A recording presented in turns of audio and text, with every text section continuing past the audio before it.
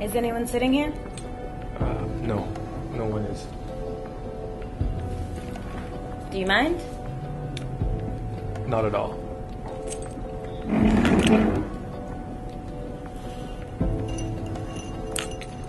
I'll have what he's having. Thank you. Rough day at the office? Yeah, you can say that. How was your day? Any day above ground is a good one, but today is rather special. All right. Also. It's my birthday. Oh, well, yeah, that is special. And happy birthday. Thank you. I like your accent. Let me guess. Barbados. You have a good ear. Yeah. Actually, my best friend from back home is from there. And where is home? LA. Oh, I actually attended UCLA. Really? Yeah. I wanted to as well, but we moved here when I went to high school, so. Well, I had planned on moving to New York after I earned my degree, but I landed a job that brought me here to Houston. By the way, I'm Nigel. Lori. Nice to meet you, Lori. So, how's your birthday been so far? It's been different. All right. It's my first one alone, single. Okay, now you have to explain. Yeah, I was married for a while. Looking back on it, I could say I did it too soon. He was too old and too controlling. I stayed for too long. I guess you could say that I was the trophy wife and he got tired of showing off. Well, you may no longer be the trophy, but you'll always be the prize. You're too kind. Well, here's to the single life.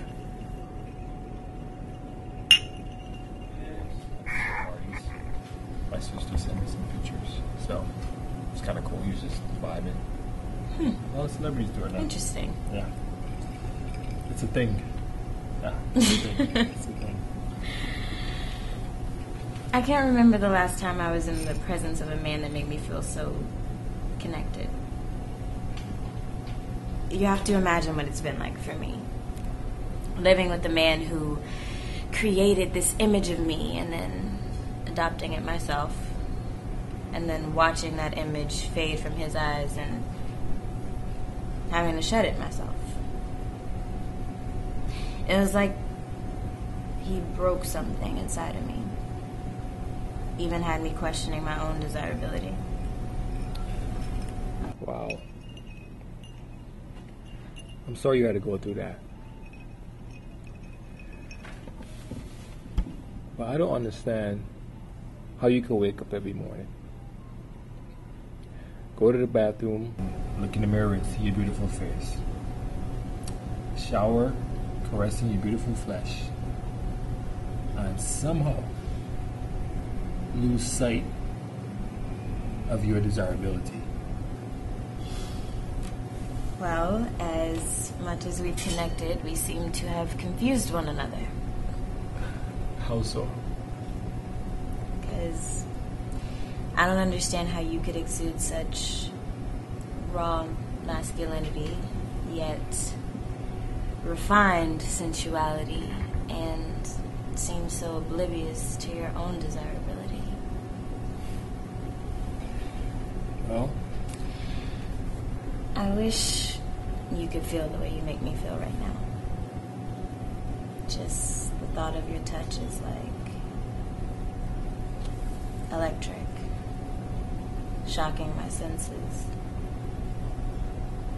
I can imagine the reach of your touch, stimulating parts of me that have long been numb.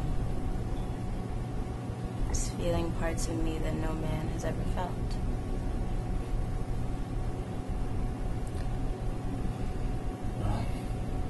it seems that as much as we've connected with and confused one another, we've also managed to stir each other's imagination. I wonder what it would be like to mix my frustrations with yours. You're longing to feel with my longing to touch.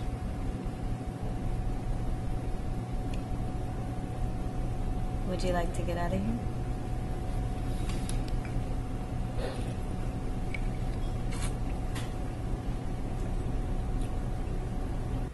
What does that mean, though? Like, that's a title, but I don't know what you actually do. People give me a bunch of numbers and I make them make sense. Ah, okay.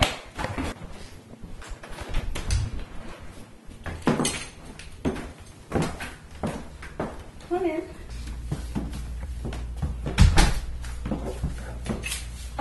Would you like something to drink?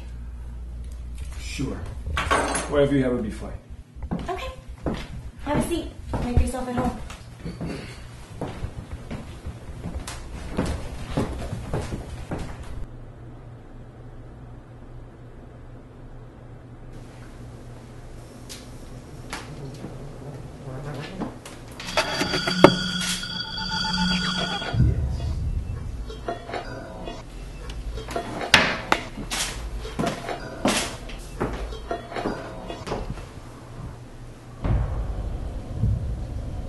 Not what you were expecting?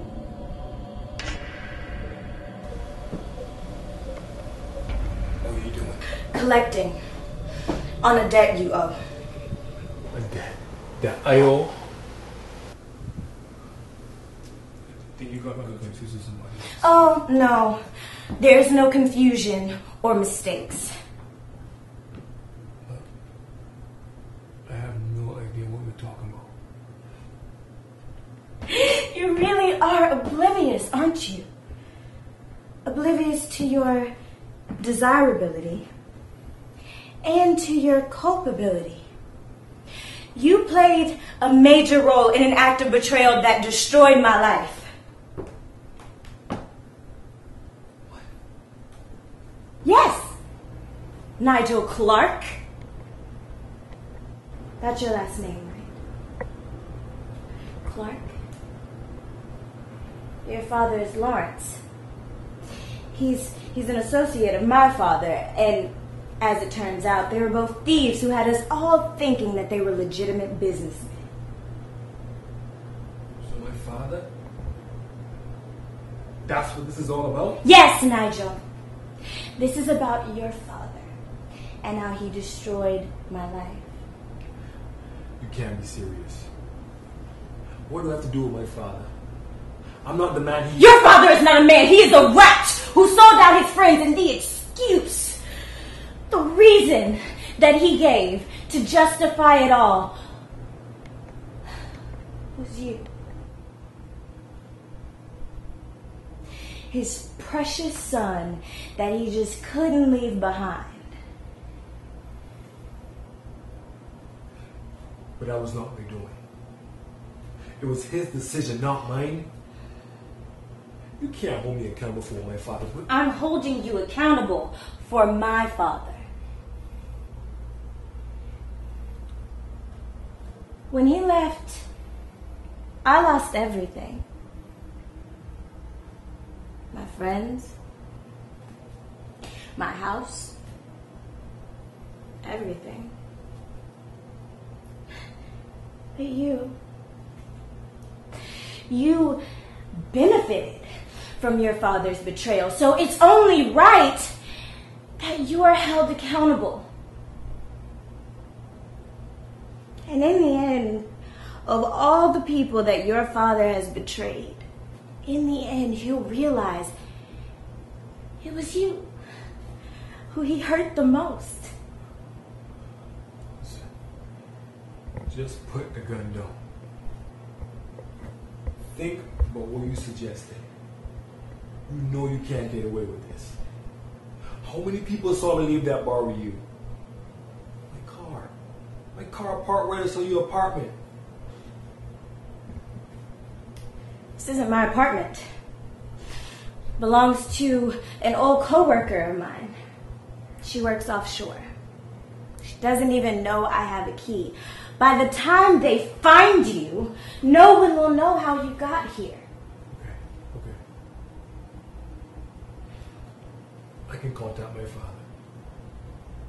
He's been back in Barbados since all this business with the authorities happened. He will give you money. Call your father. You know, I considered something like that. Something along the lines of holding you for ransom. But you see, when dealing with a man like your father, that's just really not an option. Surely he would call the police. And then I wouldn't get away with this. And I don't know what's stronger.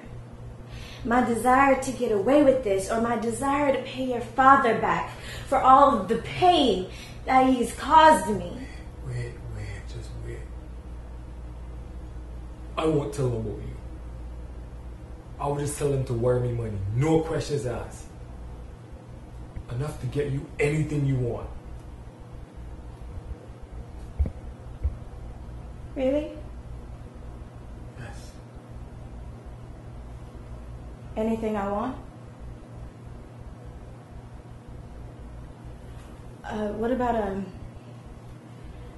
What about my father? He was sentenced to 5 years as a result of your father's betrayal. In their line of work, you tend to accumulate enemies. Call it a hazard of the job. And he was put in there with a man named Amir. And your father and mine took Amir for $1 million, but you see in there, Amir was able to purchase his revenge for a fraction of that, you see. My father never had to live out his sentence because he was killed on the prison yard.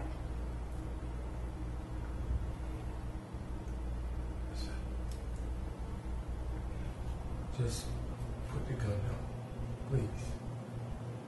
I get it. You want me dead, and I don't blame you. But you and Nigel, we aren't like our fathers. I know I just met you. And I can see it in your eyes.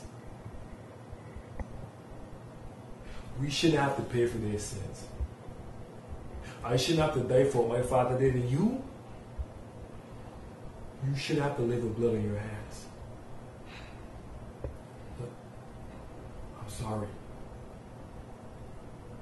Sorry for all the pain my father caused. But the things he did, it's not a reflection of me. Just like the things you did, your father did, is not a reflection of you. Look at us, Marie. We're better than them. In fact, let's go be better than them. Right now. Let's forget this whole thing happened.